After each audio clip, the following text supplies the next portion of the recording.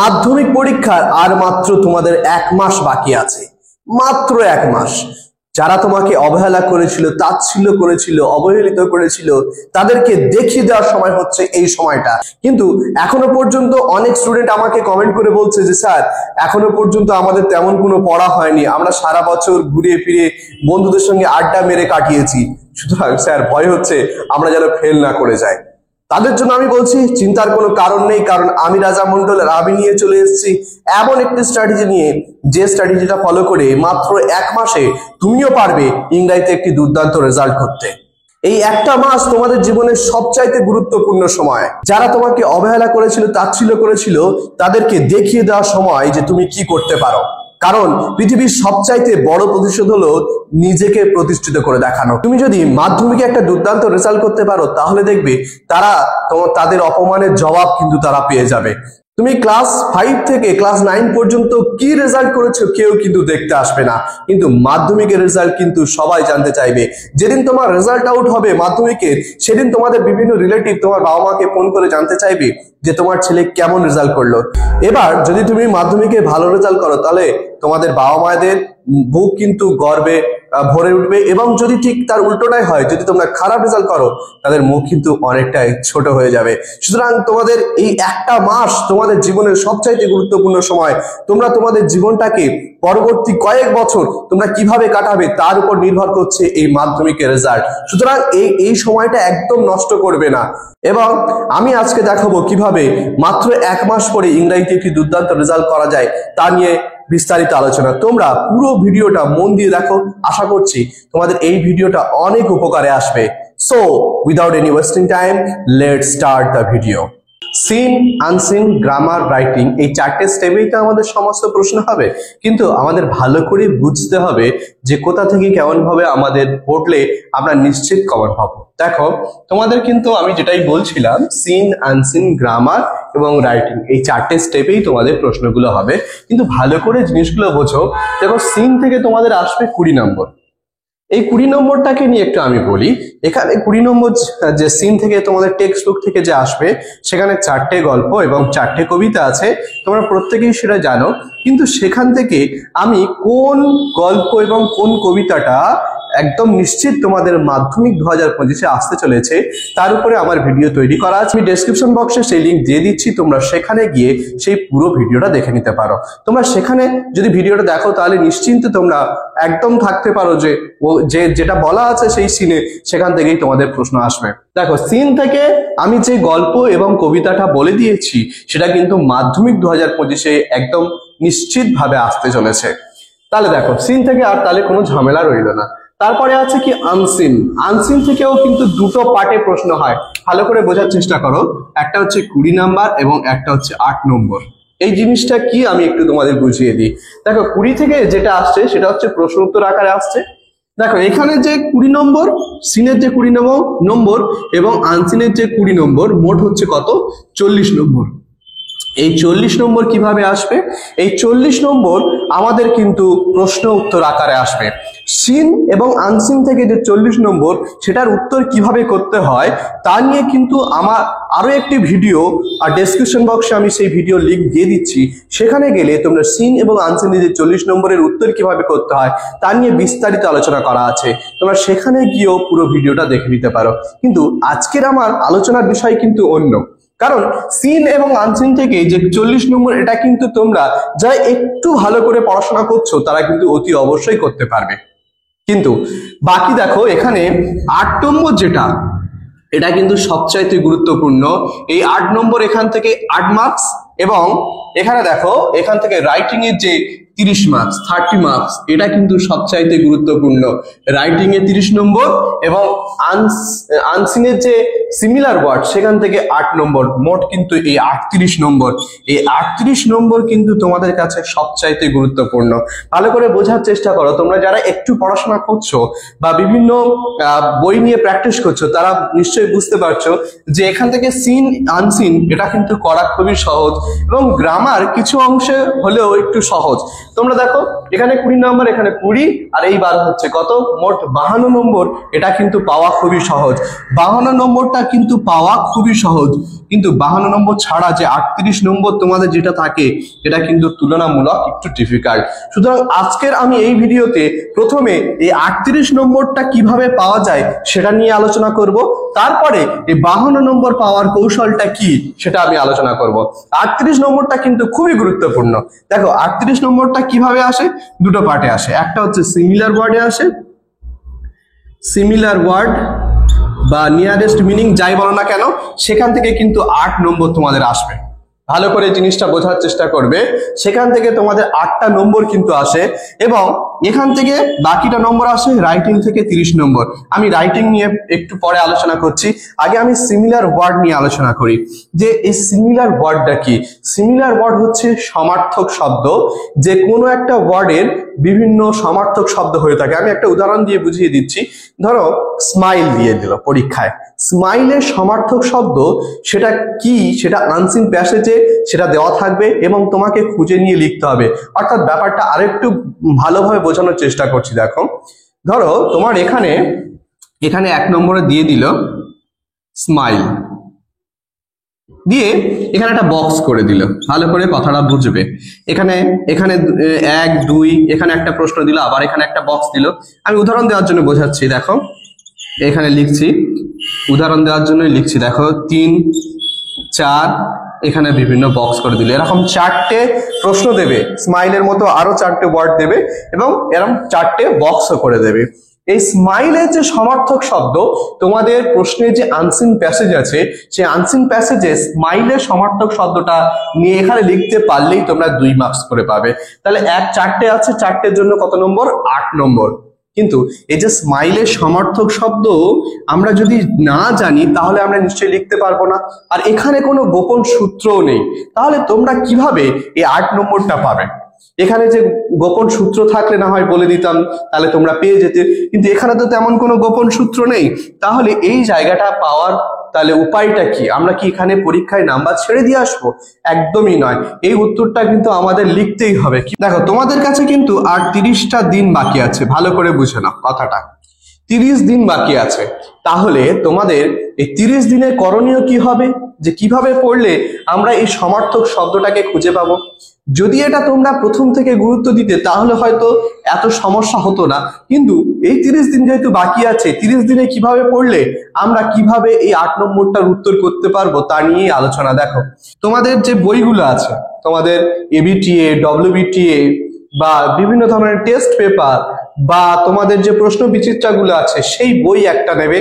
বিভিন্ন বই ফলো করার কোনো দরকার নেই, যে কোনো একটা বই তোমরা নেবে এবং সেখানে দেখবে আনসিন গ্রামারের পোর্শনের দিকে চলে যাবে এবং সেখানে গিয়ে দেখবে এরকম সিমিলার ওয়ার্ড প্রত্যেকটা স্কুলে কিন্তু 4টে করে থাকে।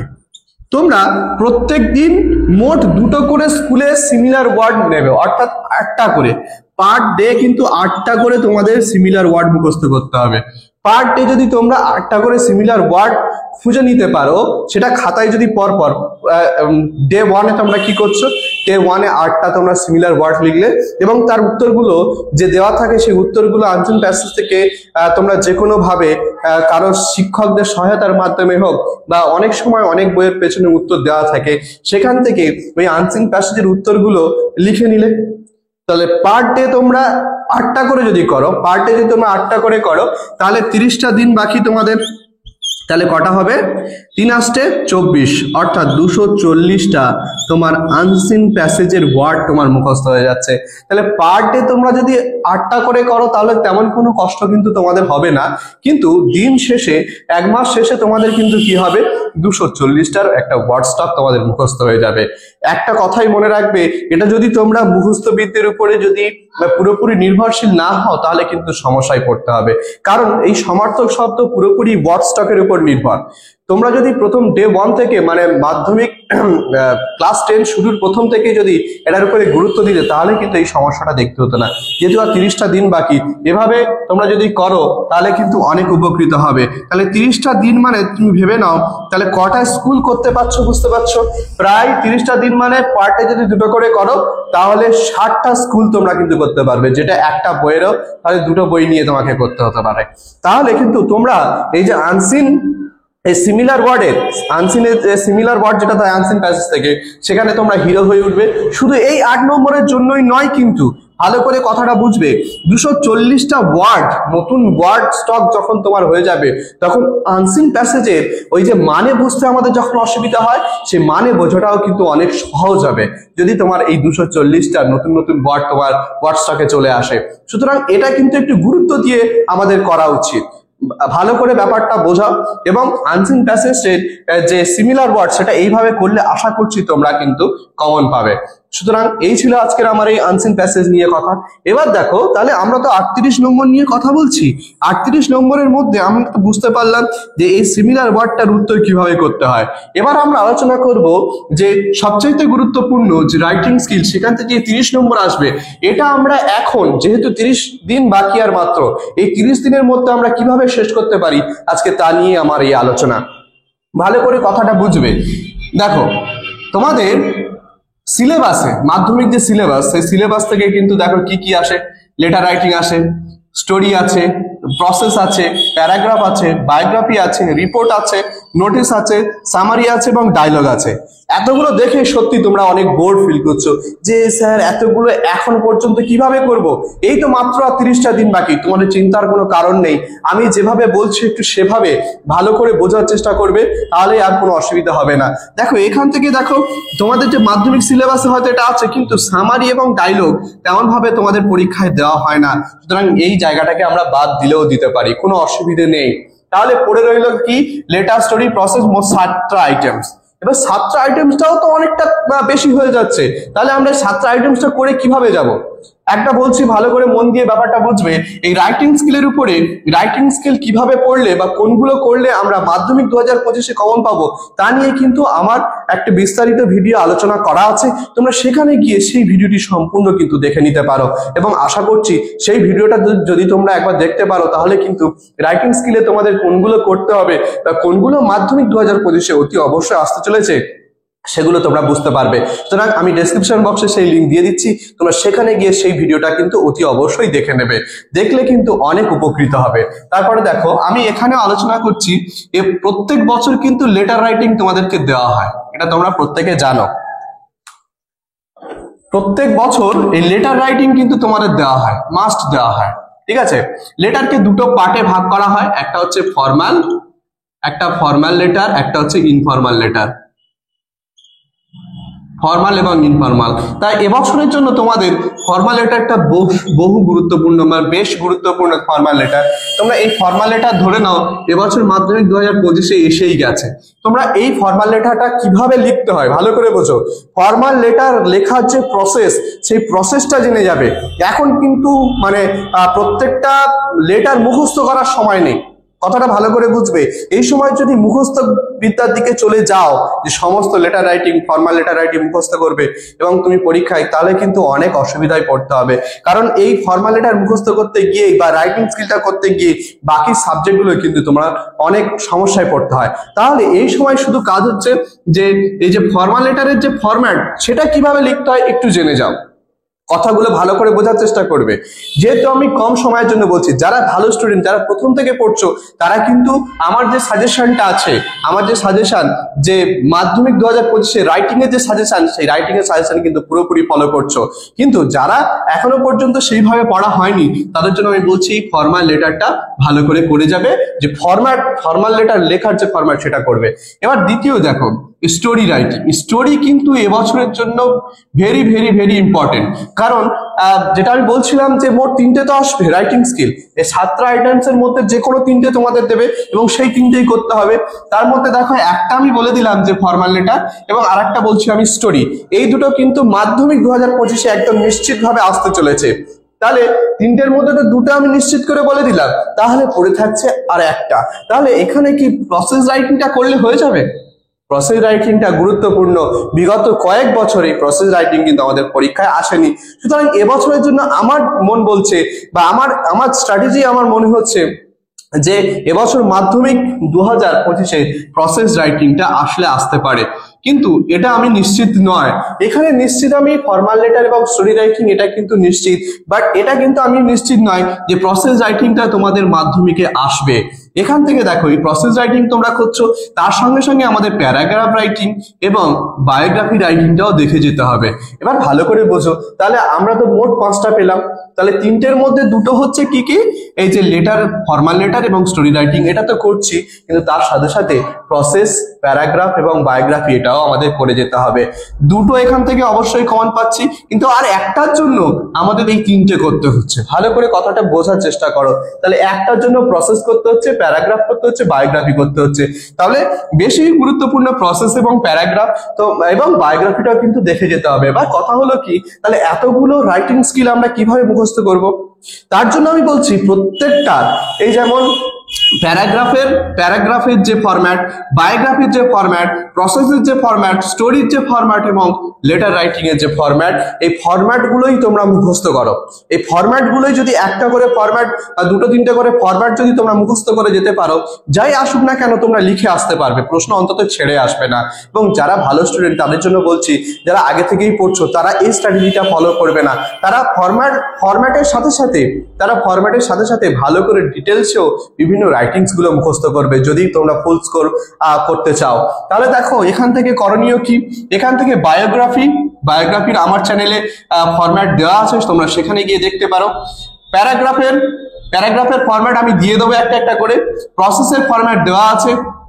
স্টোরি এবং লেটারের ফরম্যাট আমি খুব তাড়াতাড়ি আমার চ্যানেলে পাবলিশ করব। তোমরা কোন রাইটিংটা উপরে ফরম্যাট পেতে চাও আমাকে কমেন্ট করে অবশ্যই জানাবে, আমি সেই টপিকের উপরে আমি ভিডিও অবশ্যই তোমাদেরকে দিয়ে দেবো। তাহলে এখান থেকে যে রাইটিং এ 30 নম্বর, এটা কিন্তু তোমাকে পেতে হলে, ইংরেজিতে ভালো একটা গুড স্কোর করতে হলে এই রাইটিং এ 30 নম্বর এবং সিমিলার ওয়ার্ডের যে 8 নম্বর, মোট হচ্ছে 38 নম্বর, এটাকে কোনোভাবে ছাড়লে তোমাদের হবে না। যারা 90 আপ করতে চাও তারা কিন্তু, বিশেষ করে তাদের জন্য বলছি, এই দুটো জায়গা কিন্তু কোনোভাবে হাতছাড়া করলে চলবে না, কারণ এই জায়গাটা স্কোরিং একটা নম্বর, এই 8 নম্বরটা, এই 8 নম্বর এবং এখানে যে 30 নম্বর, এই যে 38 নম্বর, এটা কিন্তু বেশ স্কোরিং একটা নাম্বার। এই জায়গায় কোনোভাবে তোমাদের ছেড়ে দিলে চলবে না, এবং যদি ছেড়ে দাও তাহলে মাধ্যমিকে কিন্তু একটা ভালো স্কোর করার কোনোভাবে আশা করতে তুমি পারবে না। দেখো তাহলে নিশ্চয়ই বুঝতে পেরেছো যে মোট যে 90 নাম্বারের মধ্যে 52 নাম্বার সিন, আনসিন এবং গ্রামার থেকে আসে, এবং সিমিলার ওয়ার্ড এবং তোমাদের রাইটিং থেকে তোমাদের আসবে 38 নম্বর। সেই 38 নম্বর নিয়ে আমি আলোচনা করেই ফেলেছি। এবার এখান থেকে সিন এবং আনসিনের যে কিভাবে প্রশ্নগুলো আসে বা কোনগুলো আসবে সেটাও আমি প্রায় আলোচনা করেই ফেলেছি। তোমরা আমার চ্যানেলে গিয়ে সেই ভিডিওগুলো দেখে নিতে পারো। এবং দেখো তারপর যেটা গুরুত্বপূর্ণ হচ্ছে গ্রামার পোর্শন। ভালো করে এই ব্যাপারটা বোঝার চেষ্টা করো। এই যে গ্রামার পোর্শন থেকে তোমাদের আসবে 12 নম্বর, 12 মার্কস কিন্তু এই গ্রামার পোর্শন থেকে আসবে, যেটাও কিন্তু খুবই গুরুত্বপূর্ণ এবং স্কোরিং একটা জায়গা। তাহলে এই মাধ্যমিকে 2025-এ গ্রামারে 12তে 12 পেতে হলে করণীয় কি, কিভাবে করবে, কিভাবে পড়বে, সেগুলো নিয়ে আমি আলোচনা করছি। আগে দেখো কোথা থেকে প্রশ্নগুলো, গ্রামারের প্রশ্নগুলো কোথা থেকে আসে, আগে সেগুলো বোঝার চেষ্টা করো। দেখো প্রথমে হচ্ছে 1 নম্বর যেটা আসে সেটা হচ্ছে আর্টিকেল এন্ড প্রিপোজিশন। এই আর্টিকেল এন্ড প্রিপোজিশন থেকে তোমাদের থাকবে 3 নম্বর, ইউজেস অফ ভার্বস থেকে থাকবে 3 নম্বর, ফ্রেজাল ভার্ব থেকে থাকবে 3 নম্বর, ভয়েস চেঞ্জ থেকে 1 নম্বর এবং ন্যারেশন চেঞ্জ থেকে 1 নম্বর। অর্থাৎ মোট কিন্তু তোমাদের যে 12-র মধ্যে 11 প্রত্যেকে আসছে article preposition, uses of verbs, phrasal verbs এবং ভয়েস চেঞ্জ এবং ন্যারেশন চেঞ্জ থেকে 12-র মধ্যে 11 একদম নিশ্চিত থাকতে পারো। 12-র মধ্যে 11 এখান থেকে 100% প্রশ্ন আসবেই আসবে। তাহলে এগুলো তোমরা ভালো করে প্র্যাকটিস করবে। তার সাথে সাথে দেখো, এবং 1 নম্বরের জন্য কি কি করতে হবে, ডিগ্রি করতে হবে, জয়নিং করতে হবে, এরর কারেকশন করতে হবে, স্প্লিটিং করতে হবে, এতগুলোর জন্য 1 নম্বর। তবে আমার সাজেস্ট হচ্ছে কি, আগে এই 1 নম্বরটা নিশ্চিত হও এবং তারপরে এই 1 নম্বরের দিকে যাবে। 11 নম্বর যদি তুমি পেয়ে যাও, 1 নম্বরটা কিন্তু একটু পরিশ্রম করলেই পেয়ে যাবে। আগে 11 নম্বরটা নিশ্চিত হও। দেখো এখানে article and preposition, uses of verbs, result verb, voice change, narration change, এগুলোর উপরে কিছুটা আমার ভিডিও দেওয়া আছে চ্যানেলে, সেখানে গিয়েও তোমরা দেখতে পারো। এবং তোমাদের গৃহ শিক্ষকের কাছে এই টপিকগুলোর উপর বিস্তারিতভাবে পড়াশোনা করো এবং ভালোভাবে কোনো একটা টেস্ট পেপার হতে পারে বা কোশ্চেন ব্যাংক নিয়ে সেগুলো ভালো করে প্র্যাকটিস করো, প্রত্যেকদিন একটা করে প্র্যাকটিস করো, তাহলেই কিন্তু তোমরা ভালো একটা স্কোর করতে পারবে। এবং সবচাইতে গুরুত্বপূর্ণ কথা হচ্ছে যে মাধ্যমিকে ইংরেজিতে 95% পেতে হলে এখন করণীয় কি? এখন খুব বেশি পড়বে না, তোমাদের যেটা করণীয় টেক্সট বুক, মানে টেক্সট বুক পড়ার কোনো দরকার নেই, সেটা একদমই করতে যাবে না, টেক্সট বুকটা একদমই পড়বে না, জাস্ট একবার রিডিং দিয়ে ছেড়ে দেবে সবগুলো। তারপরে করণীয় হচ্ছে যে কোনো একটা টেস্ট পেপার বা কোশ্চেন ব্যাংক নেবে এবং সেখান থেকে প্রত্যেকদিন একটা করে স্কুল নেবে এবং সেই একটা করে স্কুল প্রত্যেকদিন প্র্যাকটিস করো। ইংরেজি কিন্তু যত তুমি প্র্যাকটিস করবে তত কিন্তু সামনের দিকে এগিয়ে যাবে, ততই তোমার রেজাল্ট ভালো হবে। প্র্যাকটিস যদি না করো কিন্তু যতই তোমার টেক্সট বই পড়ো এবং যতই তুমি রাইটিং যাই করো না কেন, যদি তুমি প্র্যাকটিস না করো কিন্তু কোনোদিন ভালো নাম্বার আশা করা সম্ভব নয়। তাহলে তোমাদের করণীয় হচ্ছে এই সময় ভালো করে শুধু ভালো করে পড়া এবং ভালো একটা রেজাল্ট করা। আশা করছি তোমরা এই যদি স্ট্র্যাটেজিটা ফলো করে যেতে পারো, তোমরা মাধ্যমিকে খুব ভালো একটি স্কোর করবে। আজ এই পর্যন্ত, দেখা হবে অন্য কোনো ভিডিওতে। ধন্যবাদ সকলকে।